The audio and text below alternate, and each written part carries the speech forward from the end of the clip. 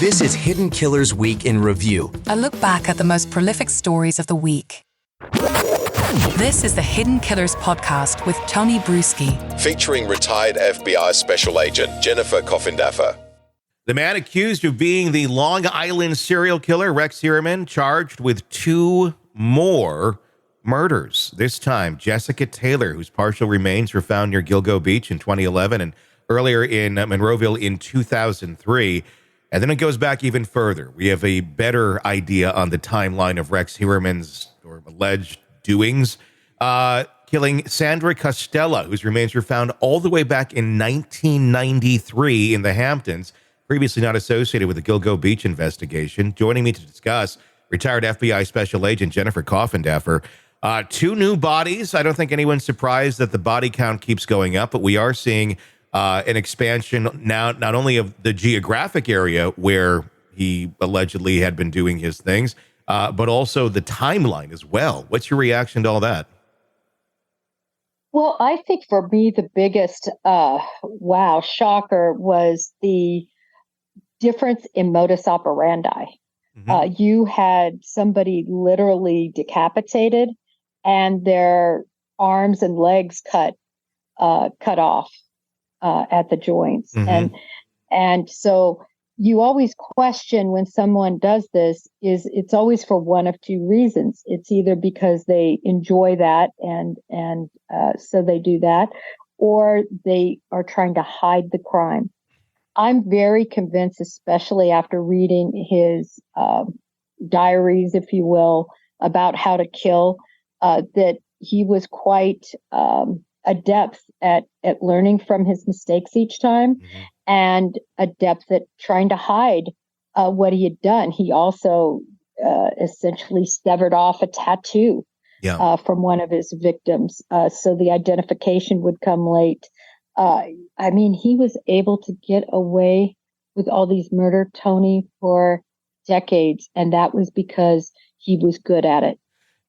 Another interesting thing is it seems he kind of has changed his path or his methods, if you will, as time went on. I mean, some of the bodies that were found on Gilgo were not as chopped up as some of these were. It does make you wonder, did he start to get lazier in later years? Did it get more difficult or time consuming or tiring to go to the lengths that some of these initial victims appear to have been subjected to?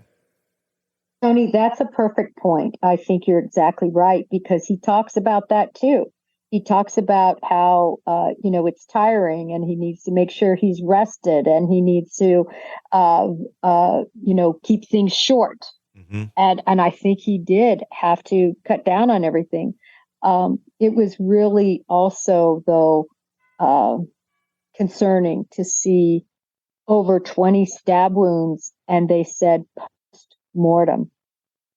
So I think that gives a real insight into the fact that he very much enjoyed this, and even down into the private area mm-hmm. of her. So I think it really goes into the deep passion of hate and sexual gratification that he got from mutilation. Yeah, I mean, clearly, he really had a thing for this, all the way down to documenting it that we've seen, and some of the verbiage that he uses. Who it reminds me of? Dennis Rader, quite a bit. The notes that he was taking, the way that he speaks, get sleep before the hunt, have a story set, things to remember, playtime being a term that's used. The body prep checklist. I mean, this is just the work of an evil human being that sees these victims as nothing more than objects.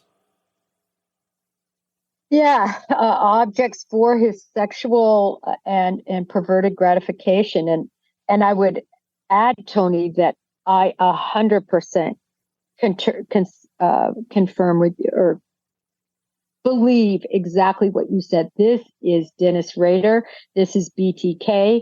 This is exactly what Kerry Ross and his daughter has had to deal with and describe, and certainly also the interconnection with him studying, if you will, people who study serial killers and what they had to say about other killers. He knew to go with people who had done it before him and to look at their handiwork, if you will. And that's why he got away with this for so long. Yeah. It is extremely chilling. Sick of the ads? We are too. Start listening with no commercials now and get access to all of our episodes in advance of everyone else. Become a True Crime Today Premium Plus subscriber on Apple Podcasts. Search True Crime Today Premium Plus on Apple Podcasts or go to our podcast page and sign up now. True Crime Today Premium Plus. Sign up now.